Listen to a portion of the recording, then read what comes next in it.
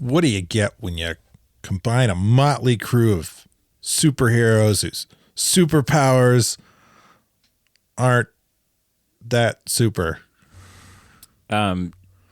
Joss Whedon's version of Justice League? Pretty much. It's the Mystery Man. No? What? No? Mystery Men's a movie?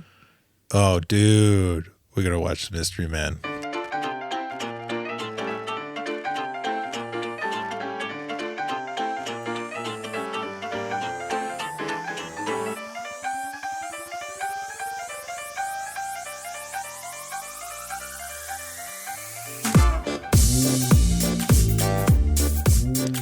I'm disappointed in you because I felt like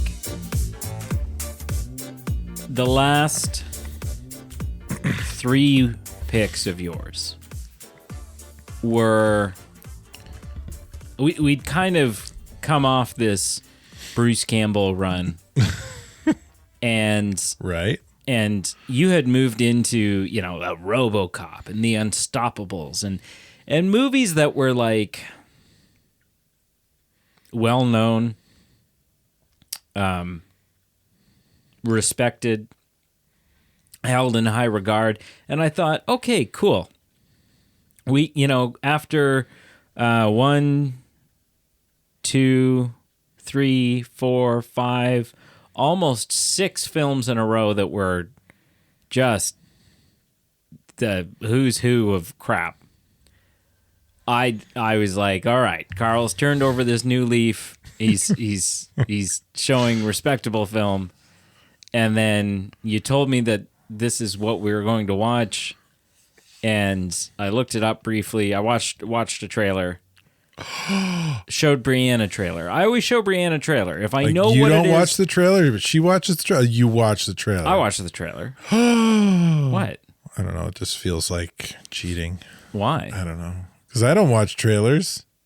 Yeah, hell, I never even get to know what we're watching most of the time. The first 2, 3, 4, 5, 6, 7, 8. Well, that was a series. That's a little different. The first 8 films. But like outside of that, unless I'm bringing a DVD, which is wild. 8 films.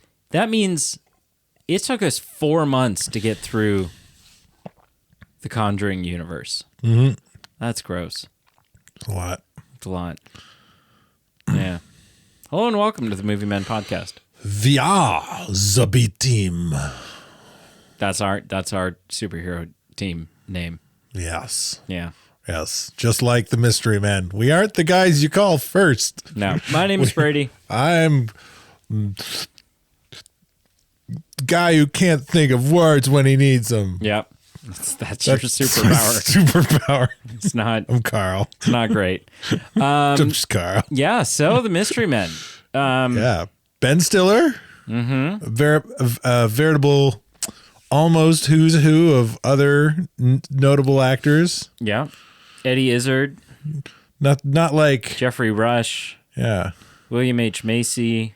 Yeah. Paul Rubens. They're people you'd know, or you'd see them and you'd be like, I know that person. Where's that person? But they're not like your Brad Pitts and Tom Cruises. You would look at outside of Ben Stiller. You'd look at the cutlery guy and you'd be like, why does he sound so much like Professor Frink? Why does he look so familiar? Yeah. Yeah. But yeah. Initial impressions?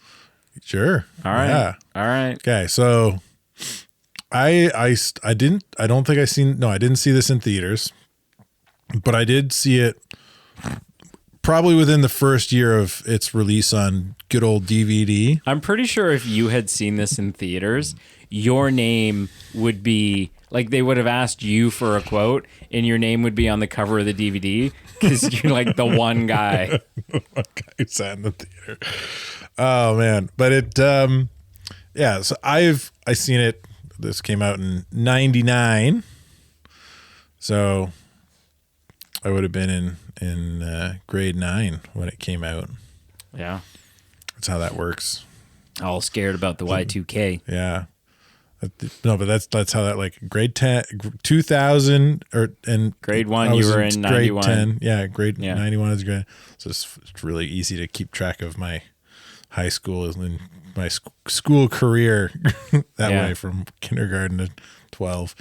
But so like I was a teenager hanging out with my friends, and this hits the rental shelf, and we're like, dude, this is Ben Stiller. It looks funny. Let's get it. And we watch it, and as teenagers, we thought it was amazing and funny, and it became a bit of a, as you do at that age, every once in a while, once or twice a year, if you like a film with your friends, you watch it and you quote the crap out of it. And this was that. Yeah. I've probably seen it half a dozen or more times minimum. My wife, who's a big Ben Stiller fan, had never seen it. I was a little shocked. So I've seen, outside of this watching, the last view I was about 5 years ago, within the last 5 years. And I like it. I think it's funny. But what did she think of it? She thought it was okay. Okay. Yeah. All right. Yeah. It's not. Yeah. As an initial impression, I'll say it's not a masterpiece, but it's a lot of fun. Okay. What say you? I'm so glad you asked. I had to pause for dramatic effect. I think it's not a masterpiece. I think it has fun moments. I think it's about 45 minutes too long. There was a moment where we paused it, and because I knew it was 2 hours long. Right. And so there was a moment where we paused it, and I thought, okay, we're at about the 1:45 mark here. We're going to wrap this up in the next 15 minutes or so. You're thinking like the first raid on the... Yeah. And I paused it, and it was at the hour and 10 mark. And I was like, oh my God. Like it had been 35 minutes less than what I thought it had been. And my final sort of statement for my initial impression, this film feels like what you get if Joel Schumacher, okay, Batman Forever, Batman and Robin, right, directed Spy Kids, but it never got a theatrical release. It was only ever a film that you could acquire if you bought Lucky Charms, and it was on the DVD. Oh, that sounds harsher than it should be. in the thing, right? But yeah, that's because we started into that's the end of my initial impression. Sure, we started into the film, and I was like, "Hey, is this directed by who I think it's directed by? Because it reeks of a certain director." I said, I don't think it is, but my God, it felt Joel Schumacher. It felt very, at times, especially when you're like out in the city, right? And there's like these CGI cityscapes, and it felt very Batman Forever. Like it felt real kind of Joel Schumacher-y. It also has that, with the absurd fictitiousness of the world and the just the inclusion of certain weapon types and just the overall tone. It had some Spy Kids-y-ness to it. It's not as good as Spy Kids. Spy Kids is one of those like confusing masterpieces where it's like a really not a great film, but it's amazing. It's like kind of like Sky High. But then it also felt so low budget that it felt like maybe it did come out in the theaters, but within a year, like this does. Aside from the fact that there's like obviously some stuff in it that's not appropriate for kids, it feels like a movie that you could get in a cereal box, right? Which is not necessarily a bad thing. That's how I got Spy Kids. in a cereal box. in a cereal box, right? So it's not necessarily but you a couldn't bad put thing. this one in a cereal box. But so there you go. So it's not directed by Joel Schumacher. Who is it directed by, Brady? It's directed by a person, a man named Kinka Usher. You may have seen some of his work on TV. Yeah, Kinka Usher has 5 directing credits. Yep.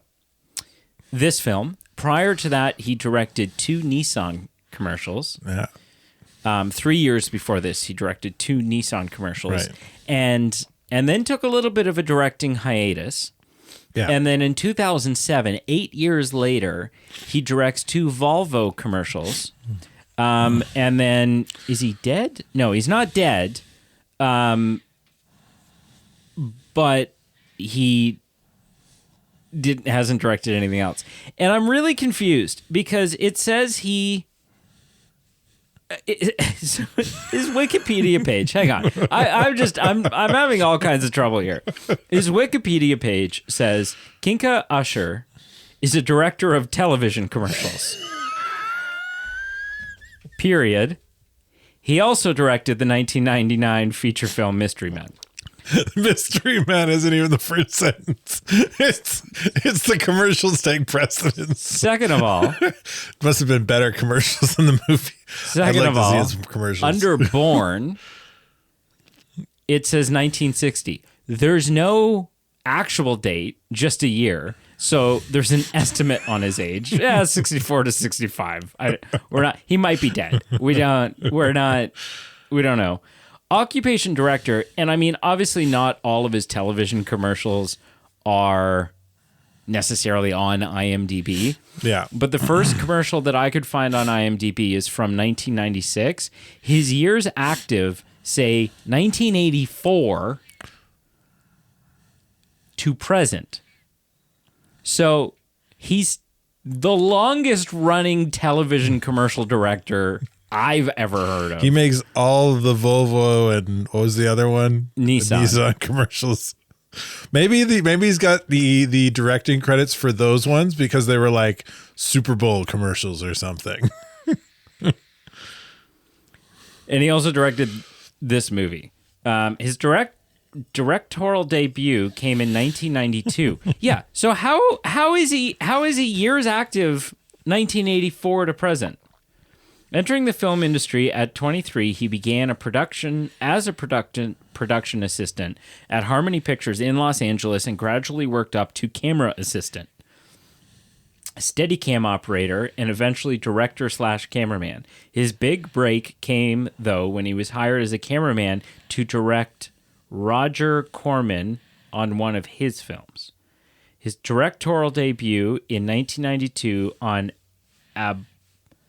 Aborigine, a spot for Acura, which earned him a Belding Award. 3 years later, there you go. He's award-winning director. He opened House of Usher, and by 1997, he had Gold Lions from Cannes International Film Festival and clients from around the world. The following year, he received Directors Guild of America Award for Best Commercial Director.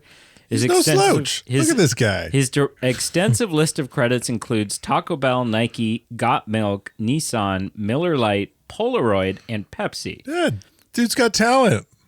In 1999, he crossed over from commercials to features directing Mystery Men for Universal Studios. He subsequently returned to directing commercials, including a Bridgestone ad featured in the 2011 Super Bowl.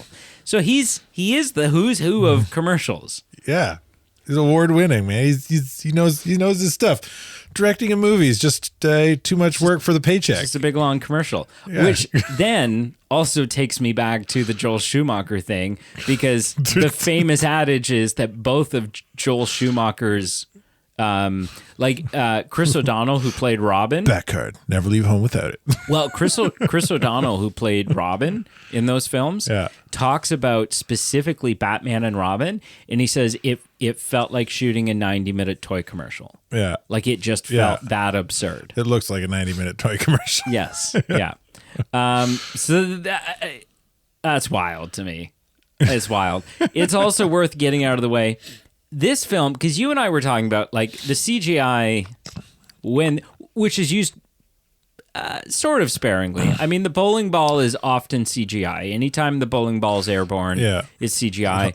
And there's a lot of like panning cityscape shots, establishing city shots. And they're real facial disfigurement. And they're a real janky CGI. Yeah. So we were talking about, I mean, it's 1999. So you have to take into account some limited CGI capabilities as a result. However, this comes out the same year The Phantom Menace comes out. So it can be done. Yeah. It can be done well. Because say what you will about The Phantom Menace, a lot of the CGI in that film really holds up. Jar Jar Binks. It's groundbreaking. This film in 1999. They didn't use ILM. No. This film in 1999 has a budget of $68 million. And only made half of that back. That's a big budget. And only made back 33.5. Yeah. So major box office blunder. Yeah. 68 million in the 1999. I imagine the cost of CG doesn't go down even though you use an in-house production company, which is probably something like was what happened here. They didn't outsource it to ILM like a lot of the other bigger budget films do. No, yeah. I'm just which like ILM, people don't realize if they worked on like a lot of films. I got a coffee book at home somewhere. There's like an ILM what we've worked on kind of coffee book, and it's a thick tome. Oh yeah, it's 100%. Awesome. Like when I first got it and I flipped through it, I was like, holy crap! I had no idea they worked on all these. This is crazy. So I'm about to, hopefully, if this pans out the way I think it's going to, I'm about to make a wild point. Okay, go for it. That one, no.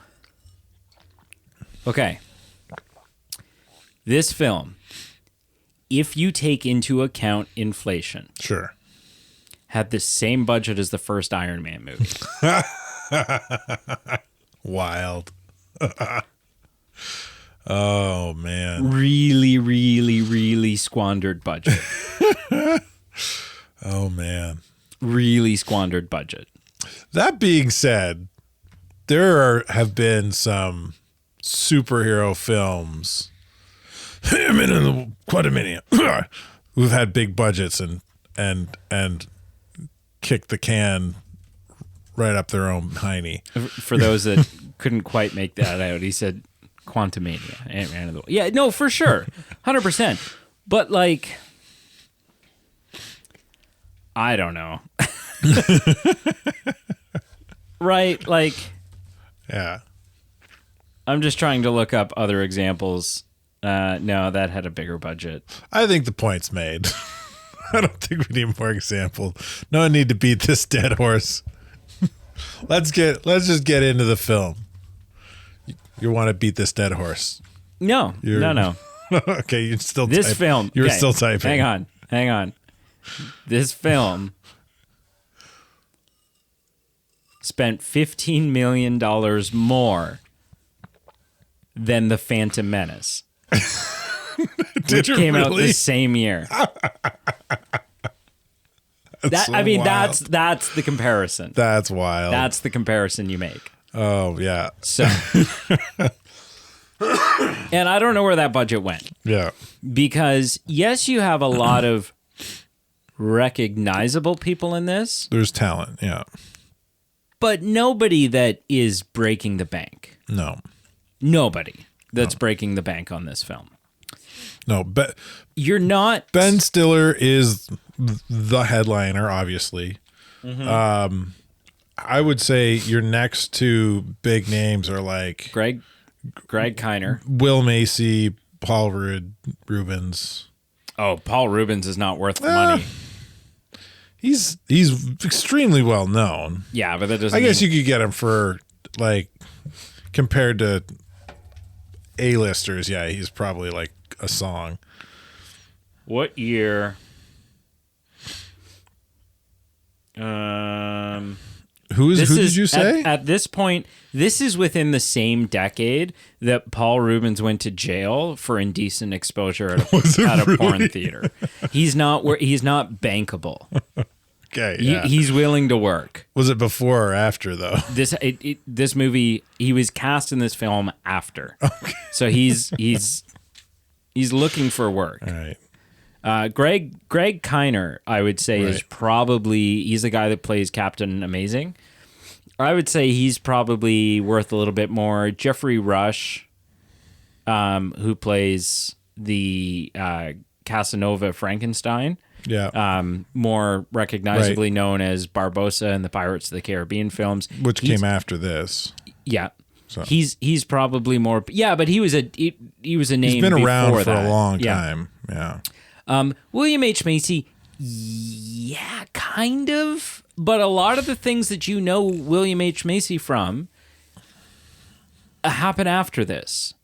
Yeah. Right? Particularly, and William H. Macy, I mean, he had always kind of been around. He was Jurassic Park 3. He was that movie with, is it Tim Allen and John Travolta where they're like old hogs or something? Comes after they're like this. So he's in that. He's not really his big thing was Shameless. Was a TV show Shameless. More recently, yeah. Yeah. Well, I mean, Shameless has been around for... It had long running seasons, yeah. Yeah, 2011. 97 for 10 Boogie years. Nights. Yeah. So he's a more castable name.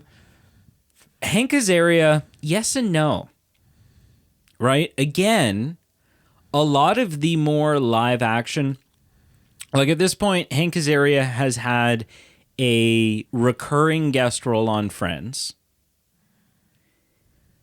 And not a ton of live action appearances that are like big and successful. At this point in time, the thing that Hank Azaria is famous for is The Simpsons. But in 1999, I would say the majority of the people who are maybe even have seen every episode of The Simpsons up until that point have no idea who Hank Azaria is. Well, so like the list of names is recognizable.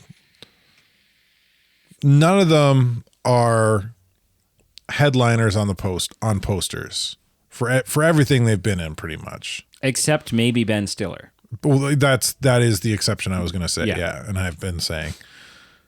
And yeah, I mean, at the end of the day, Paul Rubens is still Pee Wee Herman. Yeah. So you have that, but is he even on the poster? I mean, outside of his own Pee Wee Herman's Big Adventure and Playhouse, and like he done. No, in terms of like feature films. Yeah. Circus Big Top, Pee Wee's Big Top, or something. Did he have 2 films? Yeah, there's at least 2 original Pee Wee films. It was Big Adventure, I think. Yeah, the Tim Burton film. Yeah. Tim Burton's first feature film. Oh, was it really? Mm-hmm. Cool. Yeah. So all that to say, I don't know where the budget went. Like, I don't know because it didn't go to the. Well, it didn't really go to the cast. It didn't go to the director. A lot of the sets are pretty involved, but at the same time, I would say that these sets probably weren't all made for this film. No, it's a backyard. There's a backyard. And there's the inside of a house. And there's a diner. And there's and a lot of like the diner could very well be a reused set from a TV show or another movie. A dozen different movies. Yeah, something else Paramount worked on that they had in the warehouse. Or it's actually just they're only. Not only ever, but they're mostly only in that diner at night. So it's a 3 a.m. shoot in a diner while it's closed. Yeah, they could easily rent it. Right? And so... this film could very well have intentionally been an intended flop for Paramount as a write-off. They can't do that. Oh, they do it all. You never seen The Producers? You haven't seen The Producers because it's on my list. No, but legally they cannot. If you tax write off a film, you legally cannot release it. That's why we will never, ever, ever, ever, ever see that Batgirl movie that was going to have Michael Keaton in it and Brendan Fraser as Firefly, because if it flops, is it not? No. Well, No. You cut your losses. You can declare bankruptcy, but you can't use it as a tax write-off. You can only do that if you're like, hey, you know what? We're not going to release this. Yeah. So I just don't know where the budget went. Because it didn't go to the writers either. And if it did go to the writers were overpaid. All right. Well, let's break it down. Yes. So if you haven't seen this film, the film is essentially about a group of superheroes who've got lame powers. Yeah. Some of them don't even have powers. Some of them don't even have powers. And they want to be superheroes, but there's already like an A-lister superhero in town. And he's pretty much Batman meets Superman. But in it for the money. Only three of them actually have powers. We only see 3 people in the entirety of this film that clearly, undoubtedly have powers. 1, 2, kind of 3, 4. I'm guessing we're going to disagree on that kind of 3. So Mr. Furious does not have powers. You don't think he's got powers? No. The whole film is about how he doesn't actually have powers. You don't think that little rage outburst at the end was him? No, it's a boost of adrenaline. It's not. Right? I'm saying undoubtedly have powers. Yeah. Okay. So him, no. So you're thinking Spleen. Yeah. Spleen, who has the ability of deadly farting with extreme accuracy at long distances. Yeah. Sphinx, who can cut guns in half with his mind. An Invisible Boy. Okay, sorry, 4. So 5 is Raja? No. I'm saying 4, not 5. Who's the 4th one then? The 4th would be the Invisible Boy. Well, that's only 3. The 3rd is the Bowler. But that one is an iffy one for me. Why? Because does she have powers? Maybe the ball's just possessed. Or is it the possessed ball? Okay, so then just 3. Yeah. Because even Raja... The other ones are just highly skilled. Even Raja ends up doing things that seem kind of superhuman with throwing cutlery. But, I mean, there's people who... You see, like, professional card throwers and stuff like that. Yeah. I mean, he's just got skill. He's a professional fork thrower. Yeah, he's just got skill. Yeah. Nobody else in this film has powers. Yeah. You have people with long fingernails. You have a guy with a shovel. You have if super intelligence is a superpower, then the inventor has a guy who's got a power. The biggest. If Tony Stark is a superhero with superpowers, then Tony Stark doesn't have superpowers. Technically, he does in the comics. We're talking about films. This is the movie men podcast. Not the video game, not the trading card, not the pop figure. The Movie Men podcast. But they're based on the comic books. As is this film. Was it really? So this film is based on Flaming Carrot Comics. Flaming Carrot Comics is an American superhero comic book created by Bob Burden featuring the absurd, surreal adventures of the Flaming Carrot. Oh, none shall pass. That's funny. Oh my goodness. So yeah, I don't know how. Like maybe these are all because there's no Flaming Carrot character in this film. No. So I don't know. They didn't have the CGI budget for that somehow. Loosely based it is. I don't know if any of these other characters ever show up.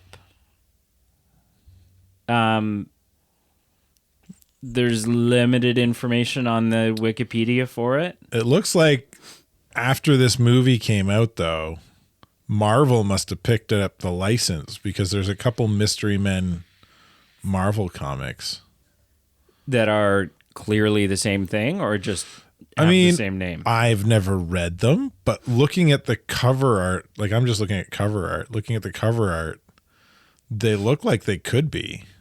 Okay. Like they got like ragtag looking group of guys, heroes on the front. Yeah, could be. I mean, none of them are. You're not looking at any of those going, that's clearly this character. They're not recognizable characters from comics. No. Let alone this film. No. But super powered people do exist in this Mystery Men universe in the show, which is kind of neat. Kind of helps to suspend some disbelief, maybe a little teeny tiny bit. But anyway, the three guys find out that the top tier superhero got kidnapped by his arch nemesis, who he helped escape from a mental institution because he needed to drum up some publicity because he's Batman, but he likes money and selling himself. He is and he isn't. We really hardly see him in action. Like he's not, and he's really intentionally portrayed as a dick and a douche and a poser. You're not supposed to like him. No. Well, he's not a poser because he's a sellout. He's capable. Yeah. Because he has fought many super villains and won and literally cleaned up the city. The city is pretty much free of crime because he exists. But we also don't often. But he's doing it for money. He is a total, like he's got Pepsi and other companies branded on his super suit and which. But we also don't like of all those villains. We see one of them, and so how villainous were they? Right, like they could have all been. The threat could have been extremely minimal. We don't know, but they talk about it like they had epic battles with these people that the publicity was. His publicist talks about it. Yes. Like it's. And his publicist was able to spin it in a tantalizing way. And that's his publicist's job is to talk about them that way. But he also kind of talks because he's kind of bringing the names up like, well, what about this person? That was a good fight. And because he's an egomaniac and a hack. Right. But it's fun. I think like it's a fun, like I love superhero films. And I love it when films take those superhero tropes and they flip them on their head. They subvert those kind of expectations a little bit. Right, because you go into a superhero film expecting it to be high quality. Not always.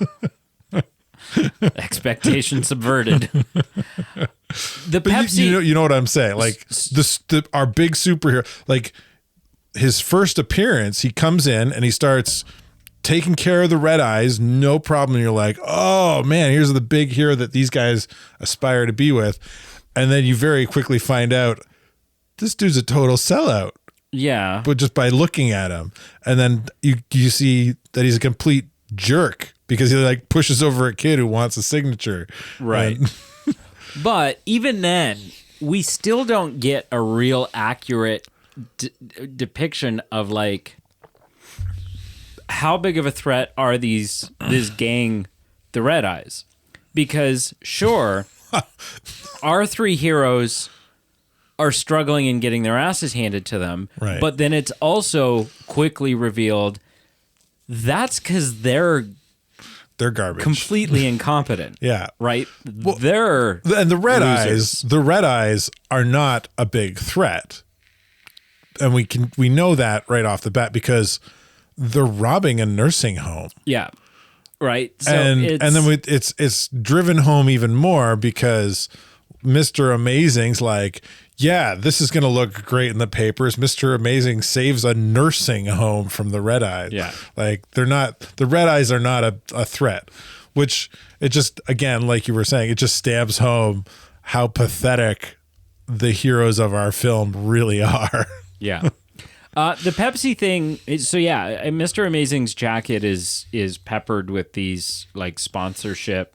He looks like a NASCAR. Yeah. Right? Like he's just covered in It's a NASCAR suit. in these.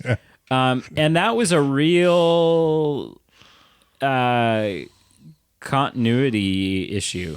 For you? Yeah. Because why? Because the first thing that I noticed on his, before I noticed like the Pennzoil and the, whatever, all the other different advertisements. Right. On, the first thing I noticed was the big Pepsi patch on his back. Right. And then one of the things that happens is like Pepsi has dropped your sponsorship. Yeah, right. Pepsi's no longer sponsoring you.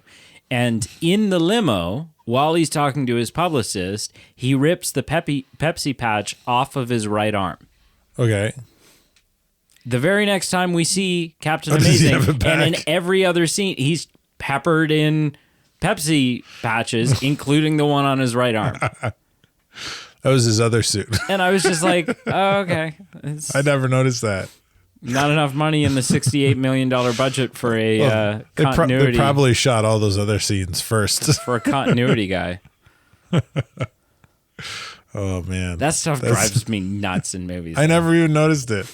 Because anytime I've ever shot anything, directed like a little short, I'm so stressed out about continuity. I'm so stressed out about, well, no, in this scene you would be, your hair would still be wet because this has just happened and blah, blah, blah. Right. And so it's just like, yeah, when it's, and that's with just like one or two sets of eyes on a project. When you have hundreds of sets of eyes on a project, you have the director, you have the cinematographer, you have the PAs, you have the actors themselves, you have ideally a continuity guy.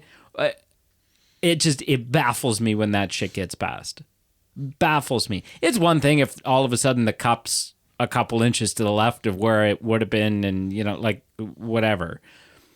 But when there's a plot point that we're literally discussing that Pepsi has dropped you, and then the rest of the film he's got the Pepsi patch on his arm still, I was just like, what do you guys doing? Yeah. Like, come on.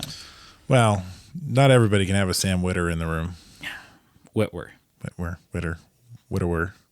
No. No. You've heard that story though, right? Yes. Yeah. Everyone else can Google it. Yeah. Just look up Sam Witwer, Clone Wars. Anakin's mom. Yeah. Clone Wars Continuity, and- Dave Filoni. Anyway. So, yeah. They end up banding together and somehow saving the day after getting Mr. Amazing killed. Which, good. Get him out of the picture. Yeah. Because he's a loser. I mean, but it is just like at least half an hour too long. It's a long 2 hours, which comes down to it's really poorly paced, because you can do a 2 hour film and it go by and it feel like 90 minutes. Mm-hmm. But to do a 2 hour film and it feel like 2.5, there's issues there. I'm not saying they couldn't have made this film 2 hours and have made it great, but there's at least 2 hours of shit that just isn't needed. The whole film is 2 hours. Or sorry, there's at least half an hour. The whole film isn't needed. I said what I said. There's at least 30 minutes of stuff here that just isn't needed. Yeah. It just isn't You could needed. probably trim some fat for sure. Right? Yeah. Like the whole, like we don't need to see Ben Stiller trying to hack apart this bus. We don't. That doesn't need to be there. Not overly. I mean, it's foreshadowing for what comes later, but yeah, I mean, We really don't need to see Hank Azaria burning incense and then sitting on a fork. It's a funny scene. It's hilarious. But it adds very little. Yeah. Very little. Yeah. I wouldn't cut that whole scene because that relationship with his mom is important to build in. But yeah, some of the little gags. But he could have done that. Yeah. There's enough long conversations at the diner where he could talk about his mom is ashamed of him, doesn't approve of him, blah blah blah. Like you could. It's different when you have both of the characters on screen. Sure. But I see your point. But ultimately, you think this is a good film. I enjoy it. So yeah. this is the perfect moment to. I have added a custom sound to the sound pad. Oh.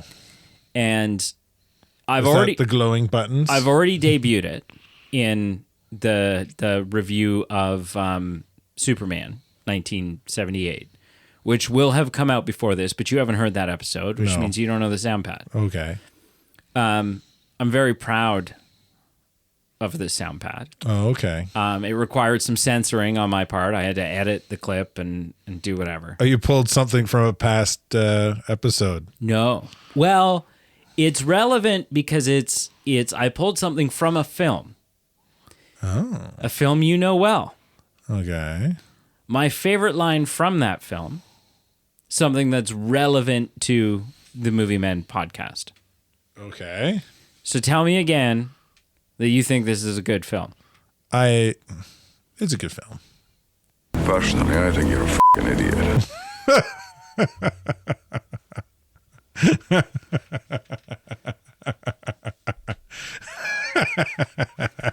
Nice. Yeah, I stayed up till like 1 a.m. one night. Editing the crap It just out of dawned on me, and I was like, oh, I gotta do it. So for those that don't know, that's Sean Connery from the movie The Rock. Yeah. And it's, to me, it's the best part of the entire film. Oh man. I do. This is a fun film. It and my has wife. fun moments. Me and my wife. For sure. So you'd cut the wrecking yard scene, but me and my wife quote that interaction with his boss Just junk all it? the time. Yeah, we're like, what do you want to do with this old piece of paper? Junk it. Junk it. Junk it. We just back and forth for a little bit. Junk it. I mean, it's funny. But it's bloat. It's funny bloat. Yeah. You like, I would say you could keep the interaction with his boss so that okay, he works at a junkyard and Yeah. But you don't need to see him hacking away at it. You already know he can't do anything. Yeah. He's already said he can't do it. Yeah. We know that he's going to go try anyways. Yeah. You get the funny squeeze the ball. That thing just saved your life. Yeah. So we don't laughing at him. So that I would cut. Some of the training stuff goes on a little long. Yeah. So I would maybe cut that. Yeah, just a lot of like, I don't know that there's many. Do more of make it more of a montage. Instead of like let's spend time with each individual person for 5 minutes or whatever. There's maybe one or too many times when we see William H. Macy, the shoveler's wife, really drive home the fact I'm going to divorce you, right? Yeah. Like, so I don't know that there's any scene Yeah, that a lot of those scenes you could flat probably out cut, but a lot of scenes that were like, a lot of times I was like, oh, this scene's just going on too long. Yeah. Like I would say the shoveler stuff, like I think you need to keep the Blue Raja's interactions with his mom like that there, because it creates more of an emotional connection as the viewer to that what's going on. But it's really two scenes, and if you like kind of trim the comedic beats to make it more heartfelt, then it would shorten it up, and it would, I think, be more impactful. I think you could do the same thing with Shoveler, where like cut out some of the interactions with wife so that it's shorter, more impactful. The entire, like, I know they use it as a plot point, but you could have written in a different reason for Ben Stiller's motivation in the end. the entire relationship and the like. We spend that feels forced. We spend 10 minutes of the film, anyways. 10 minutes of Ben Stiller courting this diner waitress. It's probably more than 10 minutes, Yeah. but when it's all said and done, That could be removed entirely, right? That she just never comes around to him. I think would do just as much for the story and just as much for the character. That that he's got the motivation that even this girl I like thinks I'm a loser, and I need to buckle my boots a little tighter, and it. And maybe she's there. Maybe she's there in the crowd at the end after he has been a part of saving the city, and then maybe she hey, how about that dinner sometime, or something like that. I think like the whole romance storyline feels forced. I would agree, but I love the effect it has on the character as they're going into the final battle, where he can this whole time, the whole movie, he truly believes in himself, right, and his friends, more than anybody else does. And now all of a sudden, I can't remember what his name is. I'm just Steve. I'm just a normal guy. I don't have powers. The bus moved itself. The driver was stepping on the gas. I didn't even really push it. Seeing that kind of flip, was kind of really, really fun. Yeah. So could they have found another way to do that? Probably. There's probably other ways you could do that. Yeah. So just a bunch of little things that. Yeah. But I like the little gags. I think there's some fun jokes in there. I think there's some really great jokes. I think there's a lot of jokes at work. I do think there's more than I'm comfortable with moments where I'm sitting there going, obviously that was supposed to be funny. Carl's not laughing. Maybe a small internal chuckle or a pity clap because you tried. But there's a lot of jokes that are just kind of just kind of thrown in there. I do get tired of I don't dislike Ben Stiller at all. There's a lot of Ben Stiller films I really like. I do find that Ben Stiller can be hit and miss for me a little bit. And I'm not a big fan. I like Ben Stiller when he's when his comedy feels grounded and intelligent. I like his character in Meet the Parents and stuff like that. Right. Because it feels more like grounded humor. I don't really like the Zoolander thing. I don't like. Yeah, so when he's really having his I'm shaking and this it's almost like overacting stress ball to get just there. saved your. Yeah. It's like the character that he does, right? It's like his version of Adam Sandler's thing that he does, and it just doesn't work for me. Right. So those moments, I was kind of interesting. This is the over the top Ben Stiller. I like those moments. Yeah. Because it feels like overacting. Yeah. And it's intentional because it is. The character is acting. Yeah. No, 100%. So but to me, I think it works. To me, it just comes across, and this is it's fine that it works for you. Some people might love it. For me, it just comes across as really lowbrow, just low hanging fruit kind of comedy. I'll just act crazy because that's funny, and I'm yeah, but it's not smart. It's not sophisticated humor. It's not clever. And so it's not lowbrow. We've been over this before. It's not lowbrow, but it's not clever humor. Yeah. But it's just not clever. And so it's a simple gag. And things don't need to be. I think there's a way to do to marry the two of them, right? I think that's one of the successes of like Ace Ventura is that it feels like it is the crazy over the top humor. Yeah. But there's something about it that feels really clever. Like they're really smart jokes and Jim Carrey's referencing things and like, so I don't know. I don't know why it doesn't work for me. But it just doesn't. I like fair. Ben Stiller, just not when he's doing this. Yeah. So, yeah. I think, yeah. I like, the other big thing I like, and maybe I already said this, but just the heroes are our heroes, and they're not great heroes, but our heroes in the film have oddball powers. oh yeah, And like this is not a world with super practical superpowers. like I can turn invisible, but only when nobody's looking at me. So you only know you're invisible when you see you're invisible. Oh no. I can't even look at myself or it doesn't work. Yeah. And I do appreciate that they found a way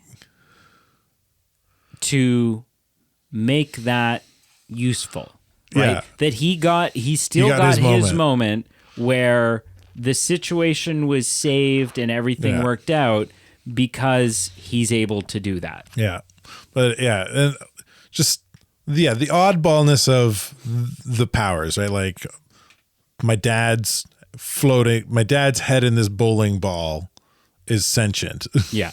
And I can fart and knock people out. Yeah. And it's like, that's really wild and inconvenient for you.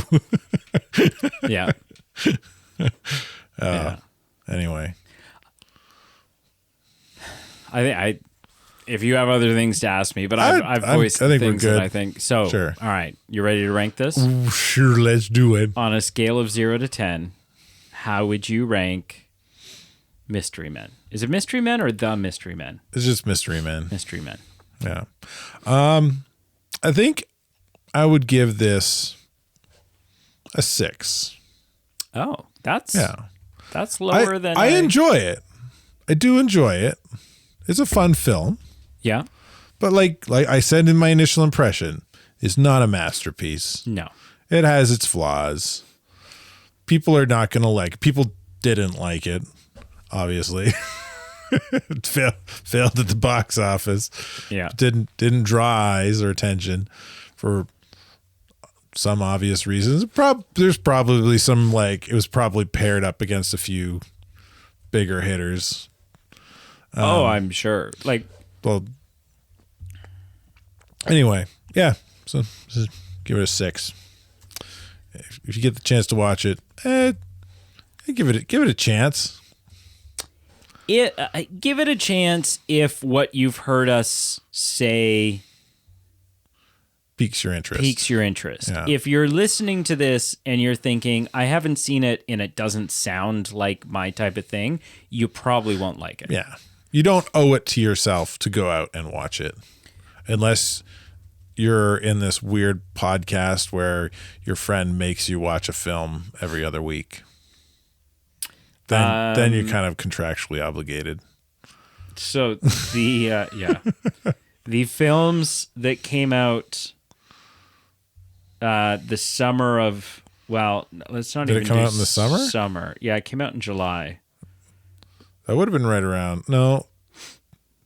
Phantom Menace was earlier in the year. Yeah. Phantom Menace was May. I was still in coming out classes when it pretty happened. much right around the same time as this film was Runaway Bride, Blair Witch Project, American Pie, Matthew Broderick's Inspector Gadget.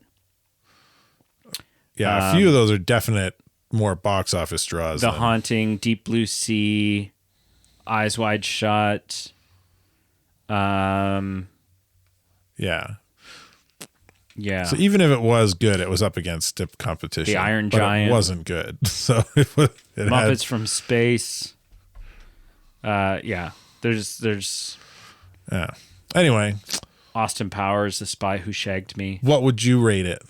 If you were looking for a summer film, a summer comedy, and you were the type of person who might go see this film, you're more likely going to see the second Austin Powers film. Oh, yeah.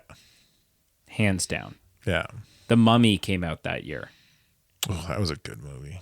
Wild Wild West, which a lot of people don't like. I really like that film. It was okay. American Pie. Yeah. I'm giving it a 5.5. Oh, I think very nice. I would mostly say I'm in the take it or leave it. Like, whatever. I mean, Yeah. the film, I don't think the film commits any massive offenses. I don't think I need to score it negatively.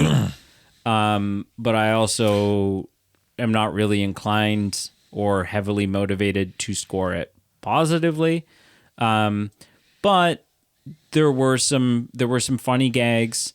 I found myself, even though the film's too long and there's too much exposition and there's too much, XYZ, I do like our core three. Like I'm interested in their Shoveler, Raja, and Fury. Yeah, but even less so Fury. But Shoveler and Raja, I'm both like, I'm fascinated by them. I'm a huge Hank Azaria fan. Furious, Mr. Furious, not Fury. And so, having Hank Azaria there is gonna win at some points. So yeah, 5.5. Cool. Yeah. So we're almost on the same line. Just I think it's good, and you think it's not as good. Yeah. What'd you watch this week? Stuff. One Piece.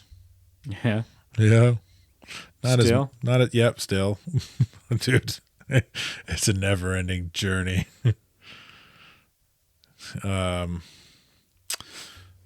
Movie night was just me and my boys.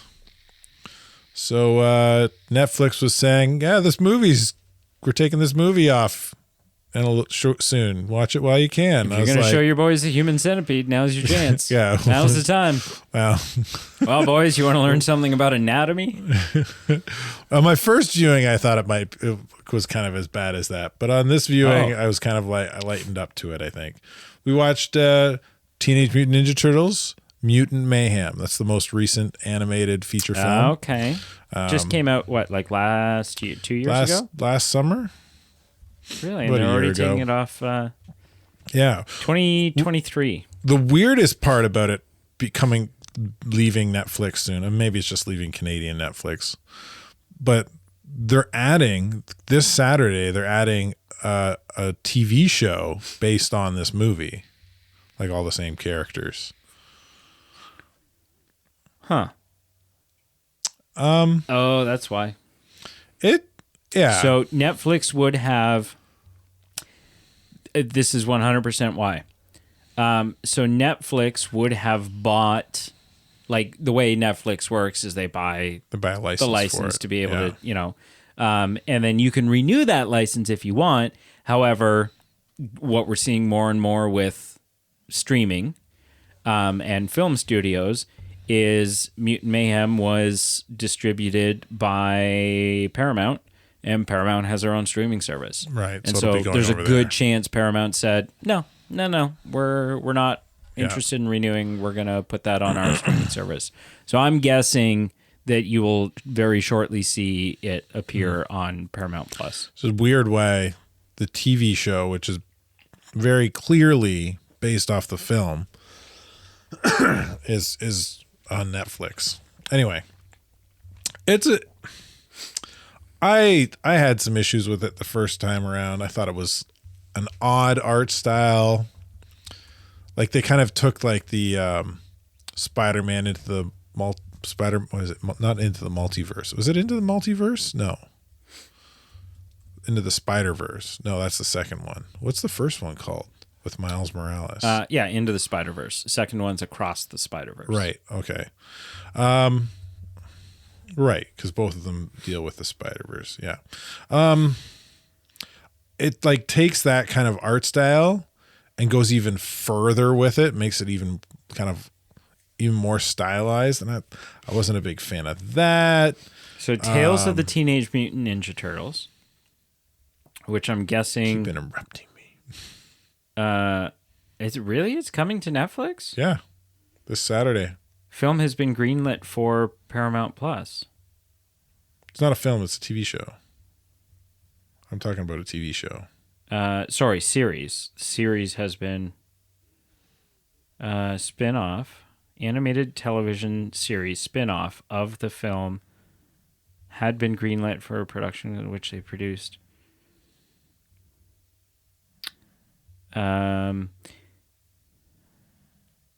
Rise of the Teenage Mutant Ninja Turtles? I don't know what it's called. Followed by released on Netflix in 2022. Anyways, television rights for the Ninja Turtles is owned by Nickelodeon. But Nickelodeon doesn't have their own streaming service. And so I'm guessing what happens is Nickelodeon makes something and then licenses it out to whoever they want. Right. That makes sense. And Netflix probably put it in a larger bid. Right. But they're still using... It's Ninja Turtles is its own IP, but they're still using the same art direction and style. Which is owned by Nickelodeon. Now, the film was distributed by Paramount. And so Paramount has distribution rights for that film. Oh, they don't own it. But the television rights and Ninja Turtle rights in general are Nickelodeon. Is owned by Nickelodeon, Okay. and so Nickelodeon's That's allowed to say, sense, "Hey, yeah. Netflix, make a Ninja Turtles series." Yeah, I think one of the other things that kind of hurt it in my first watching of it was, well, you're a purist. No, Seth. What's his name? Seth Rogen. Seth Rogen is in it, and this film came kind of hot on the heels in the same year as Mario. And Seth, he didn't ruin Mario, but he ruined Donkey Kong in Mario. Right. He's very obviously phoned in the role. I'm not a big Seth Rogen guy. However, I will tell you that this past week, Brianna and I were watching clips on YouTube of was it 2019? Everyone calls it live action. It's not live action, but like the CGI remake of Lion King. Oh, okay. And Seth Rogen voiced Pumbaa. And if you weren't going to get the original guy, Seth Rogen nailed it. Right. Like, he does a great job. Yeah. Well, but he phones it in for Donkey Kong. Sure. Yeah. 100%. He doesn't even try to. He doesn't have a big. He helps direct this film, which hot on the heels of Mario and me not liking him in general in the first place. See, I don't know if Seth Rogen can do voices. He's got a really distinct. So he plays voice. Bebop in this, the big warthog, the big humanoid warthog mutant. Yeah, and he does change his voice a bit. It's not indistinguishable that you wouldn't be able to go, that kind of sounds like Seth. It's clearly Seth Rogen, but it's not his voice. Right. He's doing something with his voice to make it a little bit like I'm a warthog, so I'm going to change my voice a little bit, drop the pitch, and add a little gangster hip hop artist to it. Right. Right. And he doesn't have a lot of lines, which probably helps that. Yeah. So, but on second watching, I kind of enjoyed it. The art style thing didn't hit as hard because as I was watching, I was like, kind of thinking back on Ninja Turtles TV shows I've seen and stuff, and even some of the comics I've read. The Ninja Turtles has been reiterated and kind of redone numerous times. Numerous times in the last 15 years. Well, it's been around since 84. No, I know, but I mean, just in the last 15 it's only a 40-year-old years, franchise. There's been a lot of different shows and a lot of different films. In its 40 years being on the Ninja Turtles being around, it's been rehashed probably minimum 20 times in either visual or cinema, like TV movies or comic books. And even in the comic books, like there's all kinds of different iterations. Like I remember having a comic book as a kid where the Ninja Turtles were like traveling through the cosmos in a space cow's mouth, but the space cow didn't have a body. It was like cut off at this collar, and it was like unalive. But the art style was like really trippy.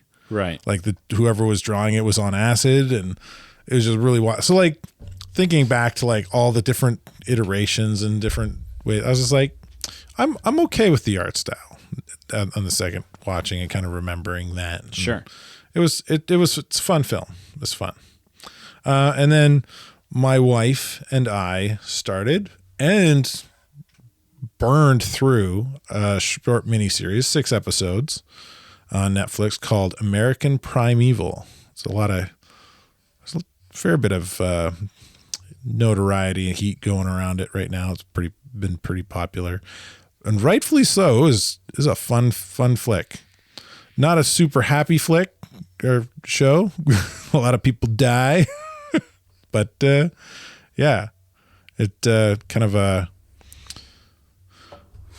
tale of the West being settled, kind of that time frame. You get a little bit of Mormons fighting Indians, fighting settlers, stuff going on. It was a fun show. Yeah, I'd recommend it. Cool. Yeah, that was all I watched. What did you watch? More Clone Wars. Yeah. Yeah. Barreling through. Nice. Watched Mad Max Fury Road. Oh, did you? Yeah. Had you never seen it before, or you just rewatched? Okay. I had not. No. You didn't want to start at Mad Max. I did. But it was Brienne's brother, and he really likes Fury Road. He's never seen the first 3. Doesn't want to. Don't blame it for number 1. He's kind of we watched after we finished watching it. I went on YouTube and I found a trailer for Mad Max, but I found like a modern trailer, like someone who had been like supercut. I'm gonna make a trailer for the film using the footage from the film, but with like today's sensibilities, because quite often 1970s trailers just suck. Oh, the trailer was probably exactly what the film was, which was 90% just driving across the country. Anyways, so watching the trailer, we're like, okay, like he's like, I could be convinced to watch this, I think. Oh. So anyways, yeah, I mean, Fury Road was great. Right. It's well paced, right? Doesn't feel too long, doesn't whatever. It's super high action. It is, my hat is off to the fight choreographer of that film. Holy crap. Yeah. Like there's a lot going on. Like it stresses me out just thinking about how you would the vehicular combat, how you would with stitch people that all jumping together around. Yeah. and like, yeah. So that was really impressive.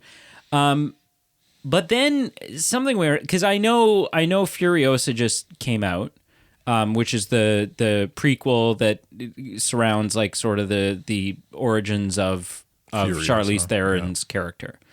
And I've heard like people don't, the vast majority of people thought it was a bust, right? They didn't like it. So whatever. I mean, I'll probably check it out at some point. Who knows? I know that George Miller, the guy that directed the first 3, directed the most recent 2. He's got a script sitting around called The Wasteland, which is another Fury Road prequel. This time, I think, like more centered around the Max character. Right. Kind of how he ended up where he did at the beginning of... Who knows if it will end up getting made following sort of the box office disappointment and critical disappointment of Furiosa. I don't know.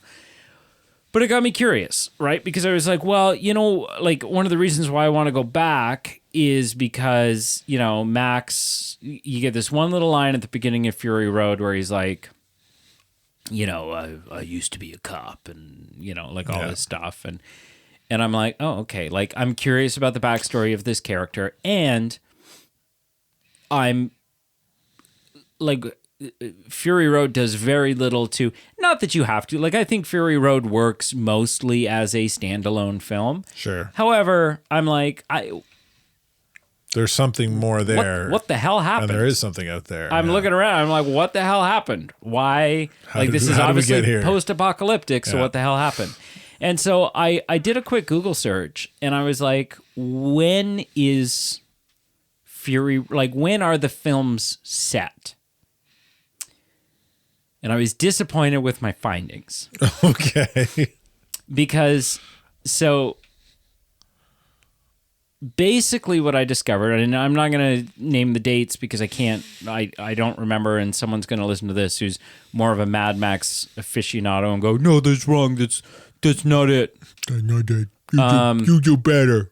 But essentially, in Fury Road, Max is like in his late 80s. Really? Yeah.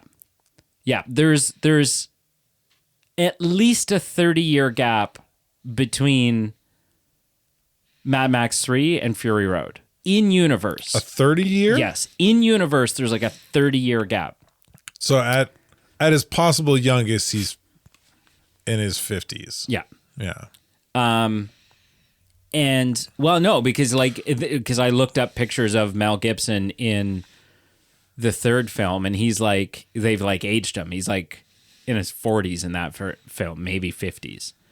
And so I'm like, well, okay. The wasteland ages people beyond what they should be. So then, well, but then apparently rejuvenates them 30 years later. Yeah. And so I'm like, okay, well, so what gives? And I found a couple of things. I found an interview by George Miller where he was talking about the original plan for Fury Road, or for that film, was to have Mel Gibson come back. Oh, okay. And they were going to do kind of like a Mad Max Logan, right? Like an older, grizzled Max. Right. For whatever reason, I don't know if Mel Gibson said no or they changed. I don't know. And so there's theories out there, or there's people, I don't know if it's headcanon, I don't know what it is, but I found some stuff that was like, well, you know, it's really kind of like Max is really more of like a mantle, like it's not necessarily meant to be the same guy, and you know, whatever. I don't buy that. And I didn't really buy that because I was like, so this is just a different guy named Max who used to be a cop. And he's mad. That seems like a stretch. George Miller's official response is, you know what? Fury Road is sort of a sequel, reboot, retelling. And I'm like, okay. But the completionist in me, the guy that wants to like stitch everything together and make it all congruent, really hates that. The simplest answer would be, it only takes place fewer number of years between the last film and this one. Right. Well, like why are we stuck on this 30 years thing? Why can't we just say 10? Yeah. And a lot can happen in 10 years. Or 5. Like, and so I was like, yeah, so that was the thing that like drove me nuts a little bit too, because I was like, why do that? Why not have a Mad Max film that just takes place, you know, like it's a legacy sequel, but set it like 2 years after the last time we saw him or something, right? But whatever. You're recasting people anyway. So who knows? I mean, I might go back and watch the others, but it like reading all that. I think we're gonna have to. I think next time I pick, we'll do Mad Max. Well, I might be watching Mad Max with No. brother. I need to help you with this. Yeah, journey. but it's he can join us. I don't know that he wants to. I've tried. I tried to get him to record a review. No. He can leave after the film. Yeah. He doesn't have to stick around to record. We'll see. So anyways, So you can just join us on the arduous journey of watching a car drive across nothing. And then a couple of nights ago, Brianne and I were like, okay, let's sit down and watch speaking of Lion King, let's watch Mufasa, right? Okay, it's a new one. Yeah. And this doesn't happen very often. We maybe got 15 minutes in, and I was like, screw this. Was that bad? So bad. So Did it bomb at the box office? Bad. I doubt it. I mean, Mufasa. I mean, the box office doesn't tell us if people bought tickets and then walked out. No, so it was made for 200 million. It made 700 million. Wow. So it did okay. But I am curious, what's the Rotten Tomato score? What do people think of it? So the critic score is 57. The audience score is 89. To me, it committed 3 sins. Oh, in those first 15 minutes. Number 1, the animation was nowhere near as good. Like, it didn't look right. Like, you watch the 2019 one, and there's scenes where you're going, I can't believe none of this is real. Like, this is wild. It looks so good. That it looks so good. This one looks like, at times, it looks like a video game. Right. Like a really well rendered video game cutscene, like a video game cutscene that you'd be blown away by, but as a film that's supposed to be the sequel to something that looks real. Be the sequel to something that looks real and trick you into thinking that it's live action. Yeah. Ugh.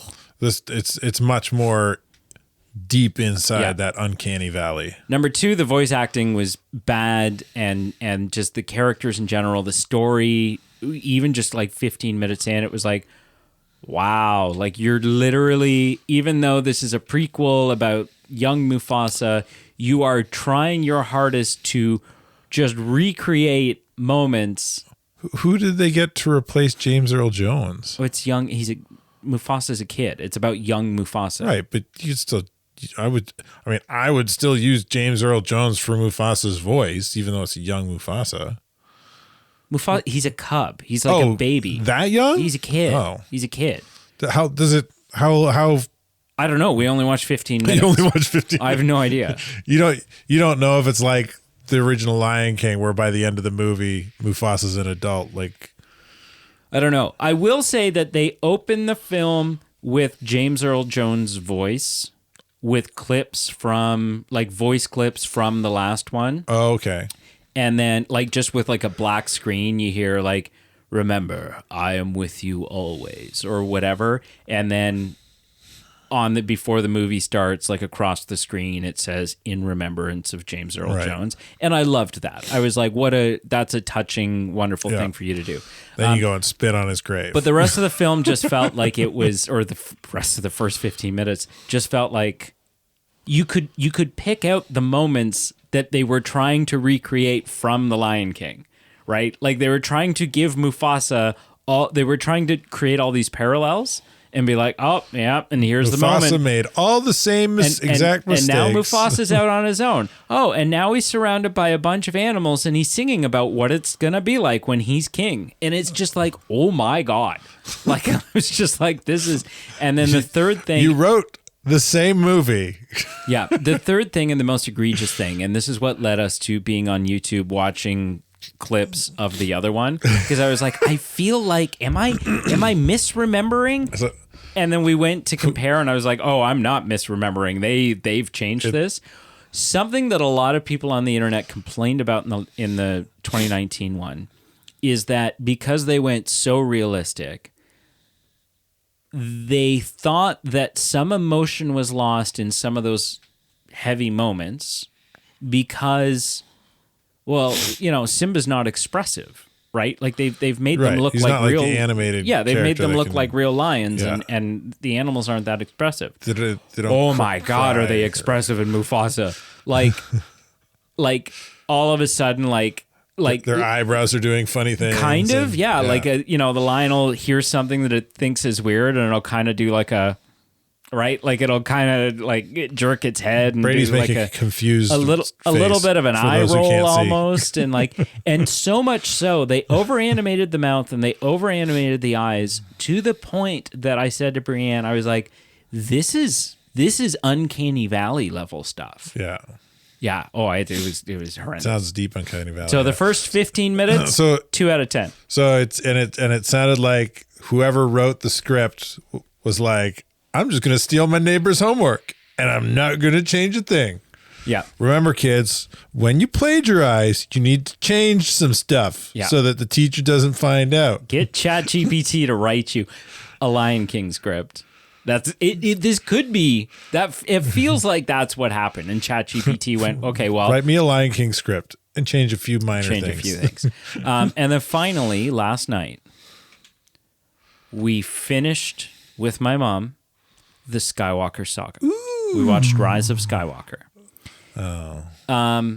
And on my most recent viewing of it, I will say 2 things, 3 things. 1. Overall, not a horrible film. To me, the biggest sin in it, the thing that drives me nuts, is the whole MacGuffin of the dagger. Right. The dagger is ridiculous. Absolutely ridiculous. Doesn't make any sense at all, right? In order for this knife to even exist, like the fact that you hold it up and it lines up with the wreckage of the Death Star. Okay, well, this means 2 things. 1, it means that Rey has to be standing in the exact perfect spot at the exact perfect angle in order for this thing to line up and work. 2, it means that this ancient knife that is supposedly such a big, like... Ancient implies really, really old. Has to have been made within the last 30 years. This is not that old of a knife. Right. 2, this film drives home for me. There's another thing that I just thought of. It also implies that the Death Star isn't continuing to erode against the crashing waves. Right. With 2, the very ferocious crashing waves. 2, the thing that this film drove home for me is the problem with them bringing Palpatine back in this film. Who, by the way, Sidious, my favorite character in all of Star Wars. Sure. The problem with them bringing him back in this film is it drove home the point for me that they should have brought him back in Force Awakens. Oh, absolutely. He should have been back the entire time. If you're going to use him. Because he has been, through the first 6 films, he is the ultimate bad guy. Yeah. So let that go all the way through. Yeah, I don't have a problem with him coming back as a cloned version of himself. That's actually in Legends lore. Yeah. That's what happened. He had a big cloning bank of him. He used the Kaminoans to help clone himself, and I have no problem with that. I have no problem with Rey being his granddaughter. They did it extremely poorly and really bad. I have no problem with Rey being his granddaughter. I think, and I think that's a really, really fascinating concept. Yeah, but sure. But yeah, it's a jumbled mess the way it is. And the third thing that it drove home for me is that it was just a really fascinating experience watching it with someone who, because my mom thought it was great. Right, sure. She thought The Last Jedi was great. She thought Force Awakens was great. And she's wrong, but sure. And well, no, but here's the thing. And this is, I don't think she is, because there's something perspective shifting and eye-opening about being able to watch these films and get a response from someone who is seeing them for the first time in 2025, who has seen the majority of them for the first time in 2025 and didn't have these preconceived notions of what they want. Hadn't spent 15 years with their own headcanon and their own desires. And not even their own headcanon. Well, yeah, but canon that had been being created. No, but the then thrown out. but 90, but that's irrelevant because 90% of Star Wars going fans had never read one of those novels, hadn't read the comic, didn't know shit about any of that. Right? There's a mass. Like, I have been a massive Star Wars fan my entire life. Not until about 4 years ago had I ever heard the name Grand Admiral Thrawn, right? So it's not there. There's a lot of movie going Star Wars fans that really were a fan of Star Wars. You never heard of Thrawn. That were disappointed by the Disney trilogy. Yeah, that had never read those novels, didn't know that extended canon. But so yeah, there was something about someone going in fresh and going, this was a fun, entertaining. I was captivated. I thought these characters interacted with each other really well, and I was happy with the way it ended. And I was like, huh. Fans could maybe take a pointer or two from, because you know what? No matter what Disney did, there was going to be backlash. Because what I wanted is going to be different from what you wanted, which is going to be different from what the tens of millions of other Star Wars fans wanted. So, on one hand, I would agree with you, because similar-ish things happened with the prequels. There was some backlash. But I think the big difference is fans, while not over the moon about Jar Jar Binks and Episode 1 and some of the directions that were taken, still saw it as, it's still Star Wars, and I still enjoy it, even though it's not the best one. Right. I don't think you're going to get that with these three films. I do, and do you know why? Because I think it's 100% a generational thing. I think when the prequels came out, there was so much backlash and so much hate for the prequels. Now, in 2025, for the most part, the prequels are looked back upon fondly. And do you know why that is? Is because now the large majority of Star Wars fans, of still living Star Wars fans, because you got to remember, like, people who went and saw Star Wars in the 70s, when A New Hope came out, when a guy who was in his 40s went and saw Star Wars and fell in love with Star Wars and was a big Star Wars fan, he's dead now, right? A lot of people who were around when the original Star Wars movies came out are either A, dead, or B, old enough that they may not have even gone to see. They're in their 80s, 90s. They're not going to see these new Star Wars films. Now, but children who, George Lucas, right, who, like, up until when Disney took over, say what you want, like the guy, dislike the guy, question his sanity, whatever, was the official authority on Star Wars. What George Lucas said went. You didn't have to like it, but George Lucas was Star Wars. There's an argument to be said that he's still an authority, Sure, the authority sure, on Star sure, Wars as the mind behind it. But yeah, George Lucas has said, you can find many interviews, he says Star Wars is and was always made for kids. Yeah. It's a kids' movie. Yep. And so when the prequels came out, children, I mean, I was born in 92, Phantom Menace came out in 99.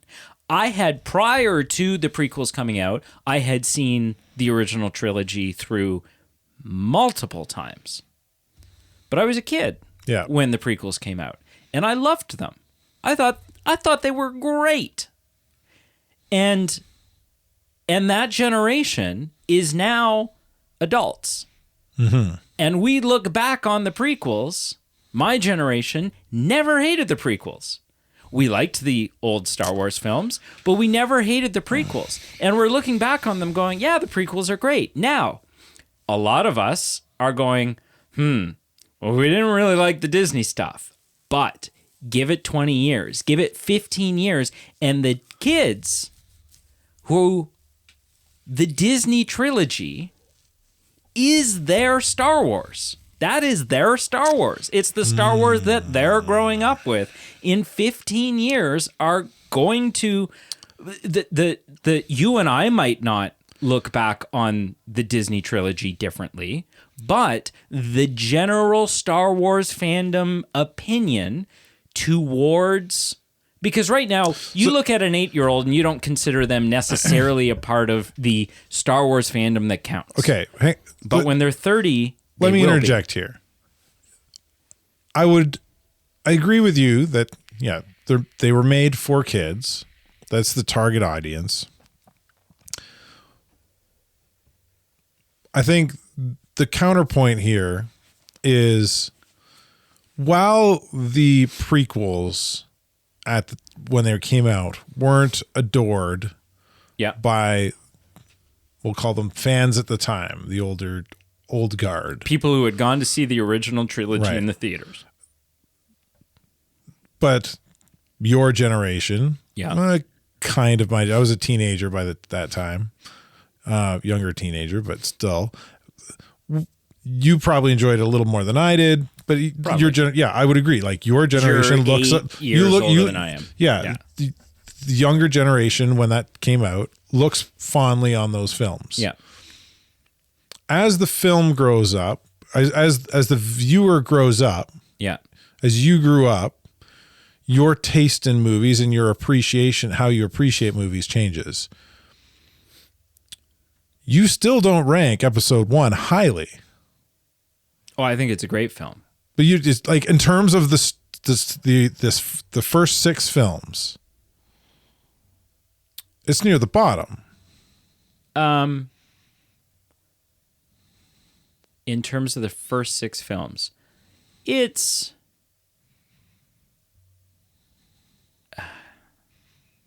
yes and no. Yes and no. I mean, I think there are things in The Phantom Menace that are better than some of the things in. I think it's a far more exciting film than A New Hope.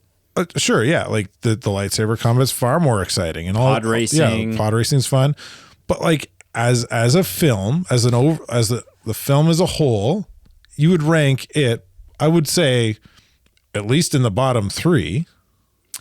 Of the original 6? Yeah. Probably. Right. But I had seen the originals before I saw the prequels. That's fine. Okay. I think most people, what I'm saying though, is I think most Star Wars fans are going to put Episode 1 near the bottom of the list. It's not getting up past half. Not if you were 5 when Phantom Menace came out and you had never seen the originals. I don't think so, because people grow up, their tastes change. Even though they really love this film, they're gonna find things they like better in the older ones. Sure, that list is fluid. But I think you're underestimating the power of nostalgia. I don't think I am. Right, and it being an important part. I don't think of I your am. Childhood. I don't think I am, because if you've watched 1 and you fell in love with it, you're gonna watch the other ones Eventually. And 3 is definitely better than 1. Eventually.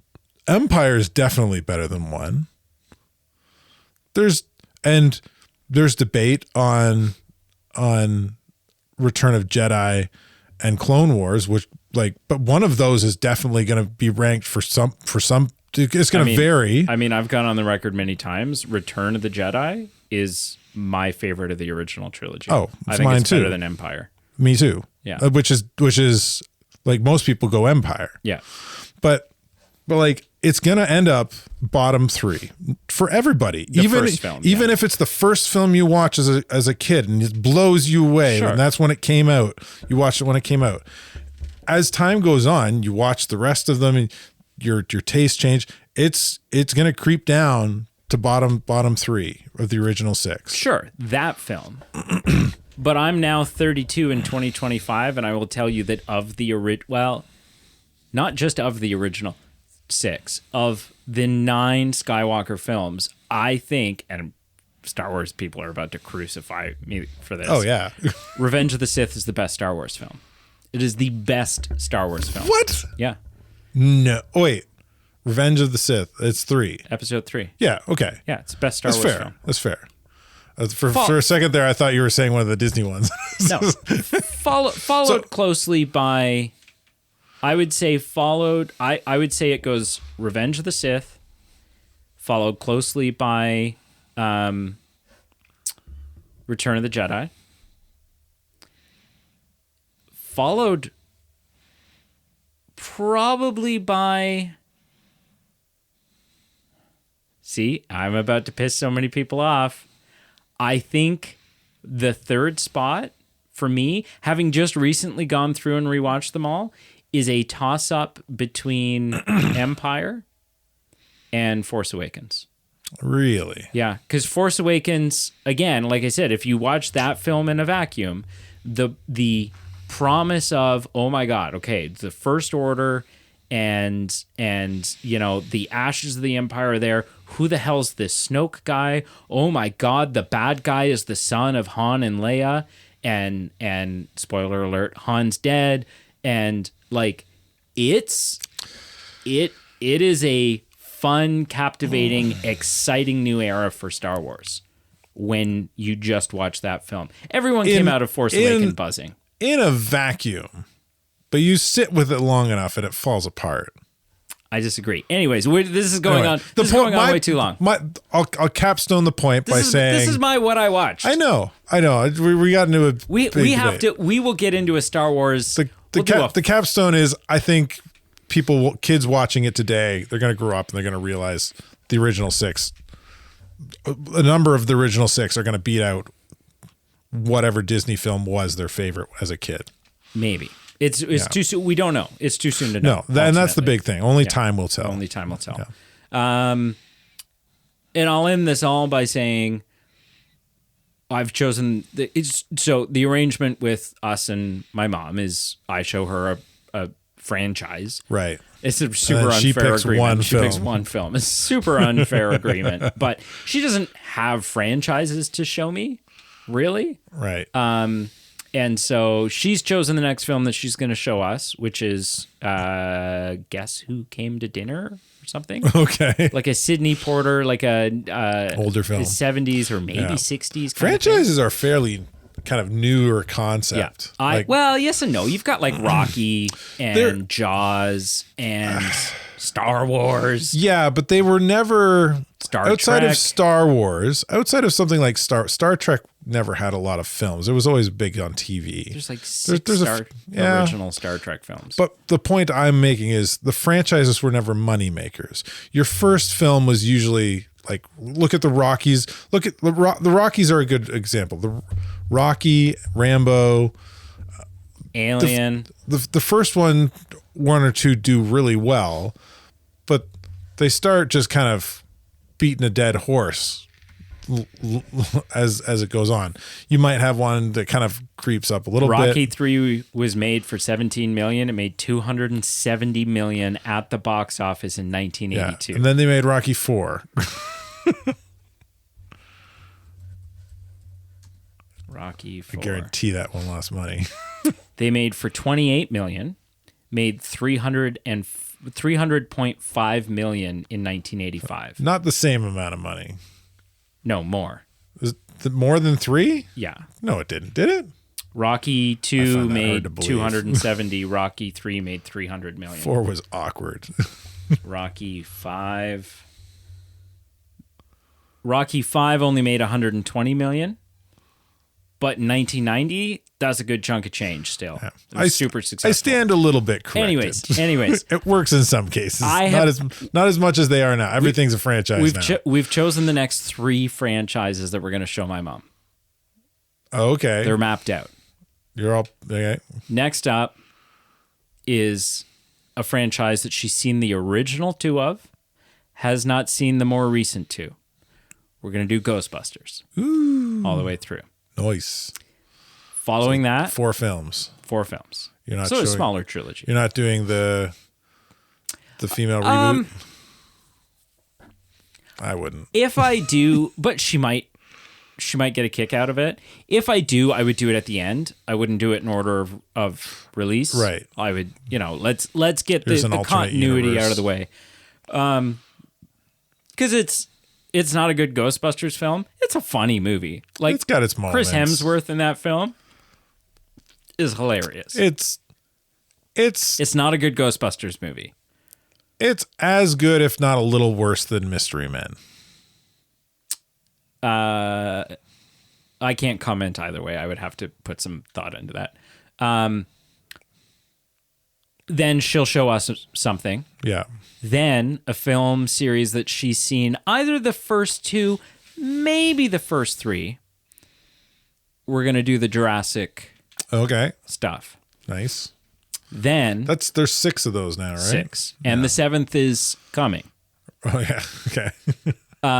Everything's a franchise nowadays. With Scarlett Johansson and I who knows? Oh, Johansson. It can't be as bad as the 6th film.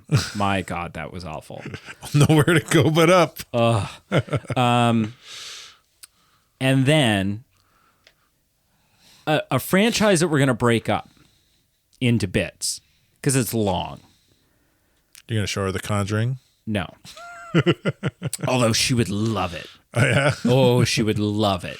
Yes. No, we are going to probably, I've got it mapped out, probably in like August, we'll start this. We're going to do the Infinity Saga.